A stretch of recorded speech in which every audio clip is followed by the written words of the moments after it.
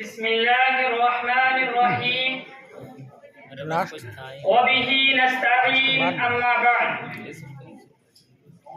یادوں میں چھپے غم کو غزل نے سنبھالا، یادوں میں چھپے غم کو غزل نے سنبھالا، اردو کی غزل نے دل کی دھڑکنوں کو بڑھایا۔ حضرات حکم اور پیارے دوستو، غزل اردو زبان کی سب سے مشہور و مقبول صنف سخن ہے۔